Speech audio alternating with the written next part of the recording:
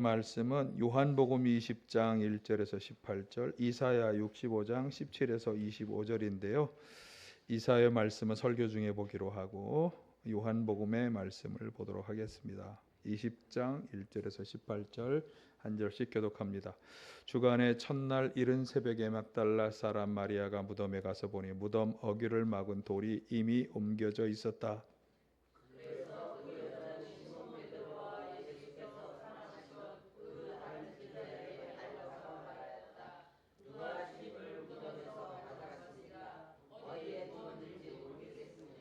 베드로와 그 다른 제자가 나와서 무덤으로 갔다.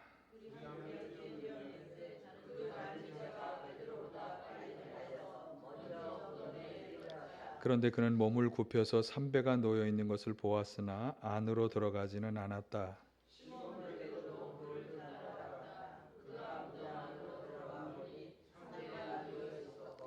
예수의 머리를 싸맸던 수건은 그 삼배와 함께 놓여 있지 않고 한 곳에 따로 개켜 있었다.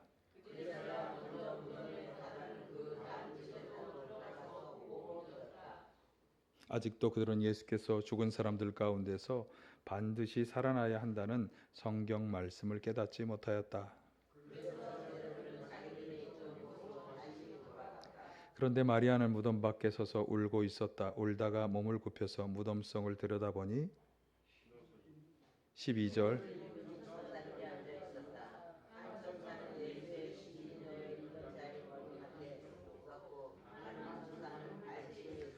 천사들이 마리아에게 말하였다. 여자여 왜 우느냐? 마리아가 대답하였다. 누가 우리 주님을 가져갔습니다. 어디에 두었는지 모르겠습니다.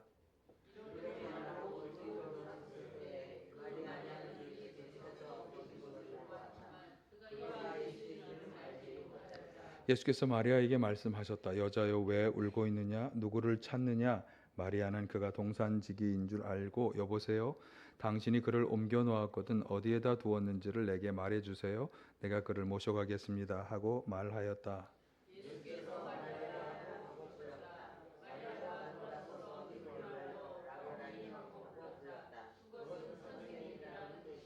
예수께서 마리아에게 말씀하셨다. 내게 손을 대지 말아라. 내가 아직 아버지께로 올라가지 않았다.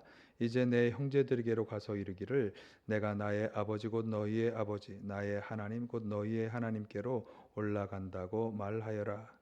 막달라 사람 마리아는 제자들에게 가서 자기가 주님을 보았다는 것과 주님께서 자기에게 이런 말씀을 하셨다는 것을 전하였다. 아멘. 할렐루야. 아멘. 감사합니다. 주님께서 죽음을 이기고 부활하신 날, 예수님께서 우리 인간을 구원하시기 위해서 십자가 고난과 죽음을 당하셨지만 사흘 만에 그 죽음을 이기고 다시 살아나신 것을 오늘은 기뻐하고 기념하고 기뻐하고 감사하는 그런 날입니다.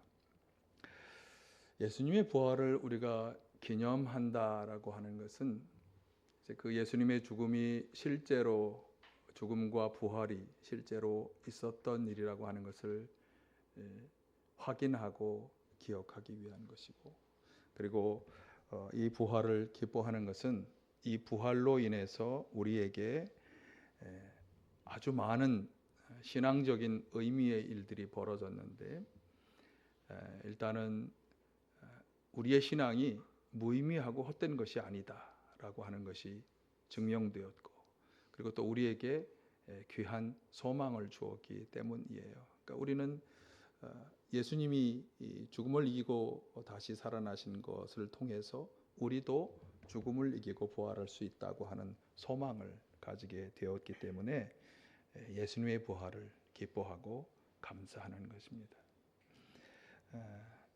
아마 오늘 어떤 분들은 맨날 뭐 이렇게 감사한금을 드리래 그러지만 우리의 이 감사하는 마음을 어떻게 표현할까? 그래서 감사한금을 드리는 거죠. 사실 부활절에 참 나누고 싶은 말씀들이 많은데요. 오늘은 제가 지금 말씀드린 기념과 기쁨과 감사 이 점에 집중하면서 이걸 좀 간략하게 정리하며 은혜를 나누려고 합니다. 자, 먼저 기념의 측면에서 정말 예수님의 이 죽음과 부활 사건이 정말 실제로 일어난 일일까?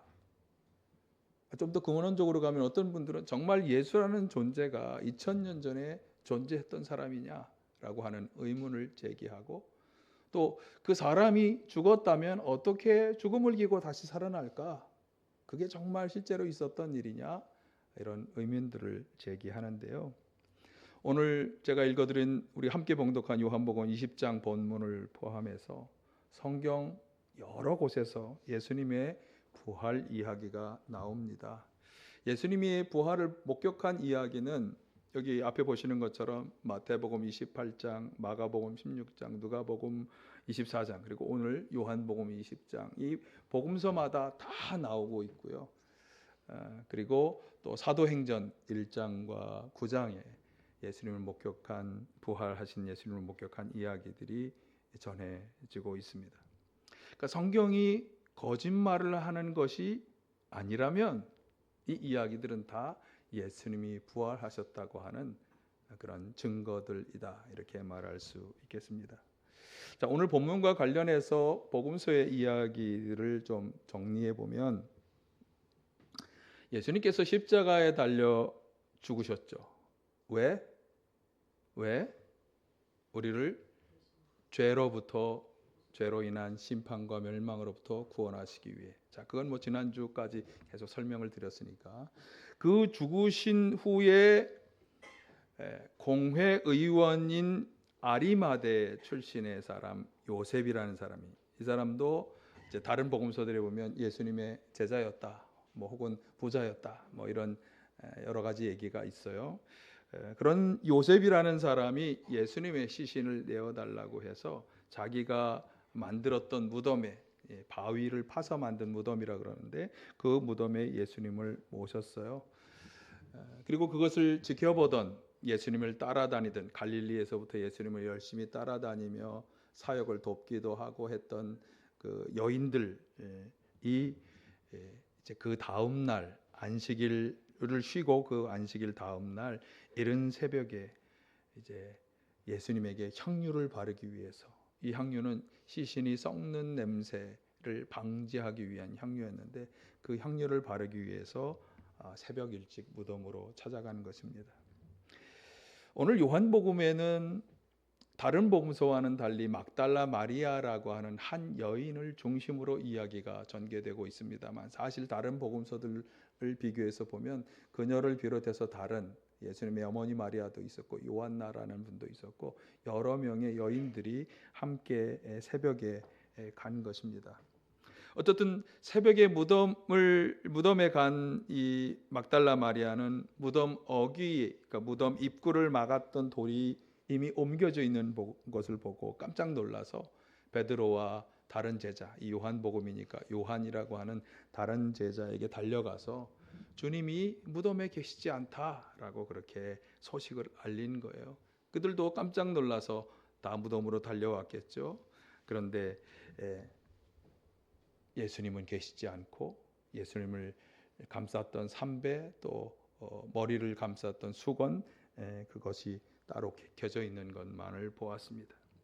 자, 그런데 성경은 그들이 예수님이 다시 살아나신다라고 하는 성경 말씀이 이루어진 것을 깨닫지 못하였다, 이렇게 기록하고 있죠. 그래서 그들은 그냥 이상히 여기며 다시 돌아간 것이에요. 그런데 마리아는 무덤 밖에 서서 시신을 잃어버린 사람이 당연히 가져야 할 슬픔과 애통함을 가지고 이제 무덤 안을 또 들여다보다가 나타난 두 천사와 대화를 나누게 되죠. 그리고 그 대화 중에 예수님이 서 계신 것을 보았어요. 예수님을 만난 것입니다. 처음에는 예수님인 줄 알아보지를 못했어요. 그래서 동산직이라고 생각하고 그 예수님을 좀 돌려달라는 식으로 이야기하다가 예수님께서 마리아야 라고 부르시는 소리에 그녀는 자기가 대화를 나누는 이분이 예수님이신 것을 이제 알아차리게 됩니다. 자, 그때 예수님께서 마리아에게 하신 말씀이 17절, 요한복음 20장 17절 한번 다시 보실까요? 내게 손을 대지 말아라. 내가 아직 아버지께로 올라가지 않았다. 이제 내 형제들에게로 가서 이르기를 내가 나의 아버지 곧 너희의 아버지 나의 하나님 곧 너희의 하나님께로 올라간다고 말하여라.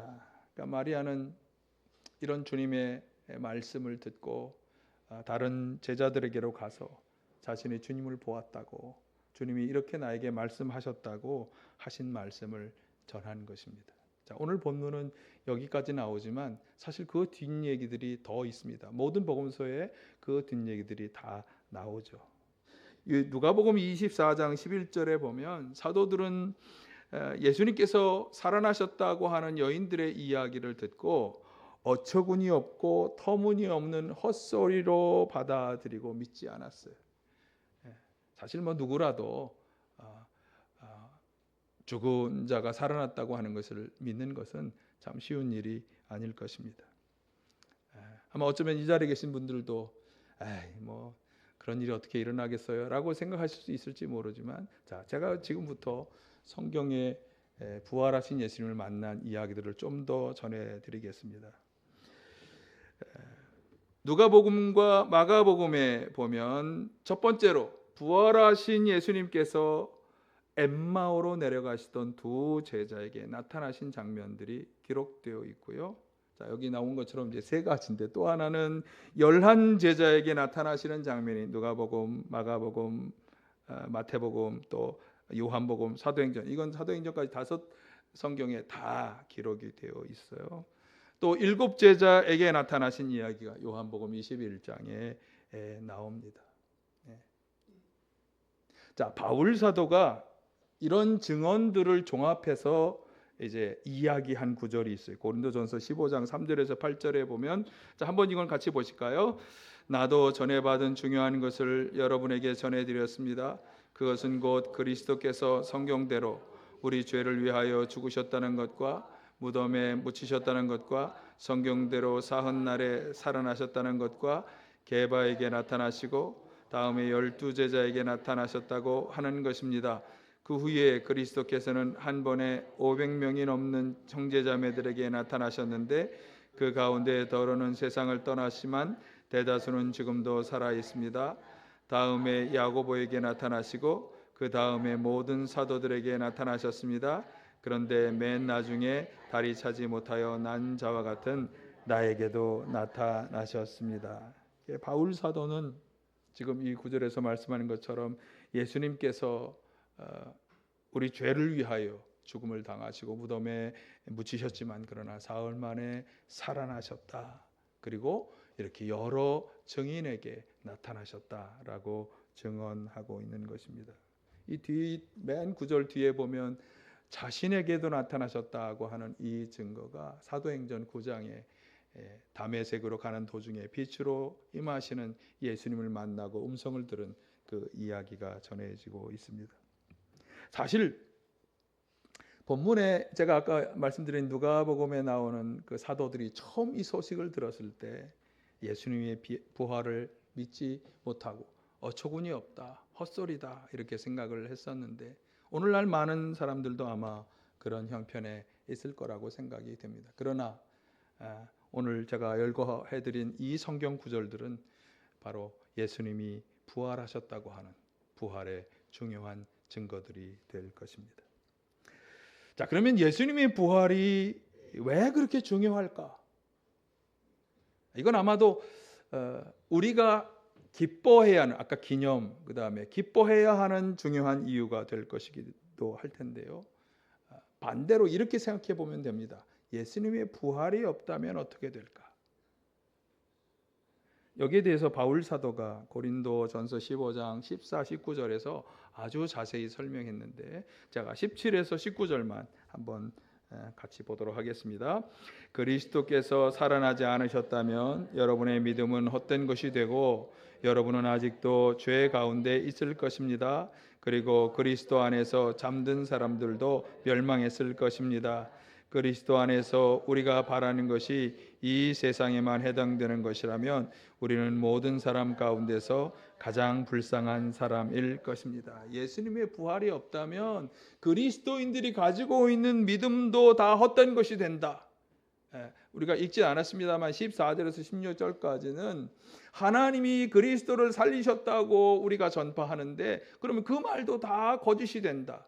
그리고 하나님이 하셨다고 하나님에 대해서도 거짓을 증언하는 것이 된다. 그러니까 너무나 문제가 많은 거죠. 그리고 결정적인 건 우리는 아직도 죄 가운데 있을 거다. 예수님을 통해서 죄 용서함 받는 사건은 일어나지 않는다.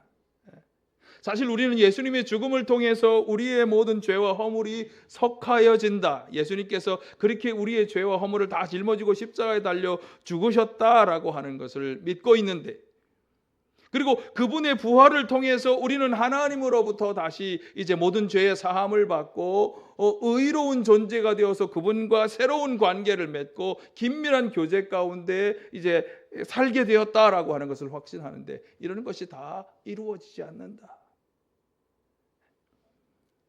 여기 그리스도 안에서 잠든 사람이 멸망했을 거다라고 하는 이 말씀이 그걸 명료하게 보여주는 말씀이에요. 이 잠든 사람이라고 하는 말은요, 육신의 죽음을 당한 사람, 그러니까 육신적으로 죽은 사람을 가리키는 말인데, 이제 마지막 심판 때에서 영원한 죽음을 당하는 사람과 이제 대비되는 말로 잠든 사람이라고 표현하는 거예요. 이제 그런 사람들은 부활이 없다면, 예수님처럼 죽음을 이기는 부활이 없다면 그냥 영원한 죽음에, 죄로 인한 영원한 죽음에, 죄 사함을 받지 못하는 사람이 받는 영원한 죽음에 그대로 이르게 될 거다라고 말씀하는 것입니다.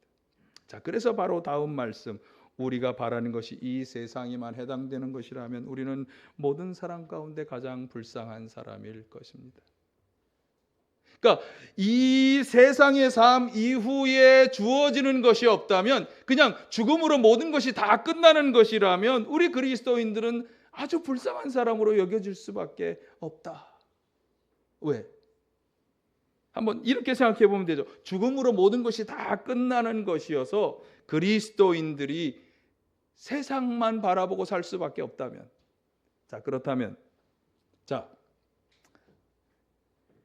죽음 이후에 우리에게 주어지는 게 아무것도 없어서 세상의 다른 사람들과 그냥 똑같이 되는 것이라면, 그러면 우리가 세상 사람들과 다르게 살아야 할 이유가 없는 거죠. 그냥 똑같이 물질이 중요하고, 또 어떤 사람처럼 내 욕망을 만족시키는 것이 중요하고, 또 어떤 사람들처럼 쾌락을 쫓아 살아가는 것이 중요하고, 다 그냥 그 사람들처럼 그렇게 살아갈 수 있겠죠. 또 아마 교회에 다니는 것 무슨 의미가 있을까? 예수님의 말씀에 순종하는 것 무슨 의미가 있을까? 나누고 양보하고 희생하는 십자가의 방식으로 살아가는 것 무슨 의미가 있을까? 죽음 이후에 천국이 없다면, 그냥 이 세상으로 모든 것이 다 끝나는 것이라면 그런 우리의 모든 신앙적 삶은 다 무의미하고, 그래서 우리는 불쌍한 사람이 되고 말 것입니다. 그렇잖아요. 그렇게 살 필요가 없잖아요. 아니, 목사님 그래도 정직하게 살라고 다 얘기하니까. 자, 그런데 그렇지가 않다는 거죠. 예수님께서는 죽음을 이기고 부활하셨고, 그 부활로 인해서 우리의 신앙과 우리의 신앙적인 방식의 삶은 다 무의미한 것이 아니다. 양보하고 희생하고 나누어 주고 십자가를 짊어지고 주님의 말씀에 순종해서 거룩하게 살려고 노력하고 쾌락과 정욕이 아니라 그런 것을 금하고 살아가는 우리의 이 모든 방식들이 의미 없는 것이 아니다. 그리고 우리는 영원한 생명에 이르지 않게 되었다. 더 중요한 것은 예수님의 부활은 예수님 안에도 우리도 죽음을 이기고 부활할 수 있다고 하는 소망을 주셨다라고 하는 사실입니다. 관련해서 바울 사도가 고린도전서 15장 20절에서 23절에서 이렇게 말씀하죠. 자, 이건 한번 같이 보실까요? 그러나 이제 그리스도께서는 죽은 사람들 가운데서 살아나셔서 잠든 사람들의 첫 열매가 되셨습니다. 한 사람으로 말미암아 죽음이 들어왔으니 또한 한 사람으로 말미암아 죽은 사람의 부활도 옵니다. 아담 안에서 모든 사람이 죽는 것과 같이 그리스도 안에서 모든 사람이 살아나게 될 것입니다. 그러나 각각 제 차례대로 그렇게 될 것입니다. 첫째는 첫 열매이신 그리스도요, 그 다음은 그리스도께서 재림하실 때 그리스도께 속한 사람입니다. 아멘. 예수님께서는 잠든 사람의 첫 열매가 되신 것입니다. 자, 아까 설명드린 것처럼 잠든 사람이라고 하는 것은 육체적인 죽음을 맞이한 사람이에요. 그러니까 하나님의 최후 심판이 내려질 때 영원한 죽음을 맞이하는 사람과 구별하기 위해서 쓰는 말씀이라고 보시면 되겠는데, 그래서 예수님의 부활은 이렇게 육체의 죽음을 맞이한 사람들의 첫 열매가 되시는 일이다.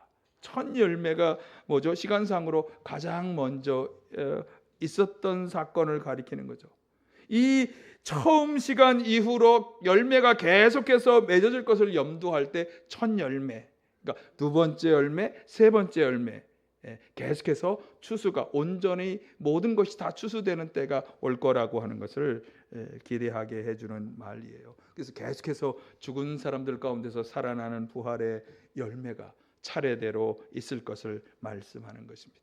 그러니까 예수님께서는 이 죽음을 이기는 부활의 시작이 되셨다. 성경은 그것을 우리에게 말씀해 주는 것이고요. 이걸 좀 또 해석해 본다면 하나님께서는 예수님을 부활의 근원으로 만들어 주셨다. 이렇게 우리가 또한 설명할 수 있겠습니다. 그러니까 예수님께서 부활의 시작이고 근원이 되셨기 때문에 우리는 예수님 안에서, 아까 그리스도께 속한 자 그랬으니까, 믿음을 가지고 그리스도 안에서 살아가려고 노력하는 모든 그리스도에 속한 성도들은 반드시 죽음을 이기는 부활에 참여할 것이다. 이 부활의 소망과 믿음을 가져야 할 줄로 믿습니다. 그러니까 죽음을 이기고 부활할 수 있게 되었으니 얼마나 감사한 일이, 얼마나 또 기쁜 일이. 여기서 끝나는 게 아니니까. 어떤 분들은 여기서 너무나 잘 먹고 잘 살아서 나는 이걸로 만족합니다 하는 분들도 있지만, 그때 만족이 되십니까? 뭘 또 그러세요. 만족 안 되잖아요. 그렇죠? 만족할 수 없어요. 만족할 수 없는 인생이 우리의 인생이에요. 그런데 죽음 이후의 삶도 우리에게 있으니까, 조금 이따 설명해 드릴게요. 죽음 이후의 삶이 얼마나 놀라운 것인지 제가 설명해 드릴 텐데, 그런 삶을 살아갈 수 있으니까 얼마나 감사하고 기쁜 일인지. 그래서 오늘 사실 부활주일 찬양은요, 기쁜 찬양이 돼요. 장로님들 그래서 기쁜 찬양 하려고 막 열심히 그런 찬양을 골라오셨잖아요. 여러분, 그 부활의 확신과 소망으로 기뻐하는 오늘 하루가 되시길 간절히 축원합니다. 마지막 그래서 들려드리는 말씀은, 그러면 부활한 이후에 우리에게 주어지는 그 삶은 도대체 어떤 것이냐? 아까 그리스도께서 찬양 중에 보면 영원히 통치하신다라고 하는 그런 구절이 있었는데, 그리스도께서 영원히 통치하시는, 이거는 당연히 부활 이후에. 그래서 오늘 이사야 본문이 마지막으로 나누어 드리는 이사야 본문은 하나님께서 새롭게 창조하시는 새 세상의 모습을 그려주는데, 이 구절들을 가지고 신약의 성도들은 이것이 바로 부활 이후에 하나님이 우리에게 창조해 주시는 새 세상의 모습을 그려볼 수 있는 아주 중요한 구절이에요. 부활에 참여하는 성도들은 부활 후에 어떤 새 세상을 맞이할까? 여러분, 천국의 이미지가 그려지십니까? 여러분이 들은 천국이라고 하는 세상에 대한 많은 이야기들을 들으셨을 텐데요. 부활 이후에 우리가 들어가 살게 되는 그 나라, 그곳은 어떤 곳일까? 자, 오늘 이사야 구절이 너무나 잘 말씀해 주기 때문에 그냥 제가 구절을 읽으면서 하나하나 이렇게 보충 설명하면서 한번 그 이미지를 머리에 그려보시기를 바랍니다. 먼저, 자, 이사야 65장 17에서 25절까지인데, 자, 17, 18절 상반절 시작. 보아라, 내가 새 하늘과 새 땅을 창조할 것이니 이전 것들은 기억되거나 마음에 떠오르거나 하지 않을 것이다. 그러니 너희는 내가 창조한 것을 기리기리 기뻐하고 즐거워하여라. 하나님께서는 새 하늘과 새 땅을 창조하셔서 그 땅의 백성들은 이전에 있었던 것들은 다 잊어버리고 생각나지도 않게 하실 것이다. 여러분, 어떤 경우에 과거의 것이 하나도 생각나지 않게 될까요? 너무나 좋을 때, 너무나 좋을 때는 그 이전의 것이 생각나지도 않게 되는 거예요. 예, 그런 여기 있는 것처럼 길이길이 기뻐하고 즐거워할 그런 세상이 주어진다. 자, 18절 하반절 19절 보아라, 내가 예루살렘을 기쁨이 가득 찬 도성으로 창조하고 그 주민을 행복을 누리는 백성으로 창조하겠다. 예루살렘은 나의 기쁨이 되고 거기에 사는 백성은 나의 즐거움이 될 것이니 그 안에서 다시는 웃음소리와 울부짖는 소리가 들리지 않을 것이다. 예. 여기 보면 백성들을 위해서 기쁨과 즐거움이 가득 찬 도성이 되게 하겠다. 그러니까 여러분 어떨 때 기쁘세요? 어떨 때 즐거우세요? 어떨 때 행복하세요? 그 모든 기쁨과 즐거움과 행복을 다 누리는 그런 성 예루살렘을 창조하시는데 거기서 직접적으로 하시는 말씀은 뭐냐 하면 우는 소리, 부르짖는 소리가 들리지 않는다. 어떤 때 우는 소리가 나올까? 고통과 고난과 또 여러 가지 괴로움 때문에 생겨나는 그런 우는 소리, 부르짖는 소리가 다시는 들리지 않는 그런 곳이 될 것이다. 여러분 어떤 때 우십니까? 어떤 때 부르짖어 기도하십니까? 예, 그런 상황이 아예 안 생기게 해주신다. 얼마나 행복하고 또 평화를 누리는 곳이 될까요? 예, 하나님의 백성들은 하나님이 창조하시는 새 도성에서 그런 기쁨과 행복을 누릴 것이다. 자, 20절 거기에는 몇 날 살지 못하고 죽는 아이가 없을 것이며 수명을 다 채우지 못하는 노인도 없을 것이다. 100살에 죽은 사람을 젊은이라고 할 것이며 100살을 채우지 못하는 사람을 저주받고자로 여길 것이다. 이 새 도성에서는요, 질병이나 사고로 수명을 채우지 못하는 아이, 젊은이, 노인이 없을 것이다. 누구나 다 장수하는 복을 누릴 것이다. 이사에서는 이렇게 설명했지만 예수님께서는 뭐라고 말씀하세요? 내가 주는 것은 영원한 생명이라고 우리에게 말씀하셨으니까 사실은 장수회를 넘어서서 영원한 생명을 누리는 그런 도성이 될 것입니다. 자, 21, 22절 집을 지은 사람들이 자기가 집에 들어가 살 것이며 포도나무를 심은 사람들이 자기가 기른 나무의 열매를 먹을 것이다. 자기가 집은 집에 다른 사람이 들어가 살지 않을 것이며 자기가 심은 것을 다른 사람이 먹지 않을 것이다.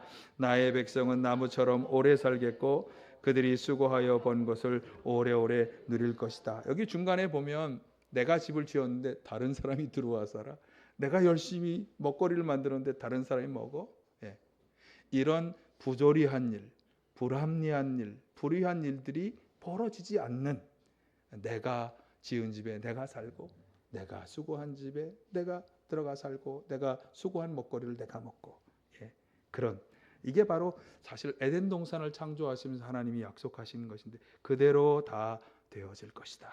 자, 23절 보충하는 말이죠. 그들은 헛되이 수고하지 않으며 그들이 낳은 자식은 재난을 당하지 않을 것이다. 그들은 주님께 복 받은 자손이며 그들의 자손도 그들과 같이 복을 받을 것이다.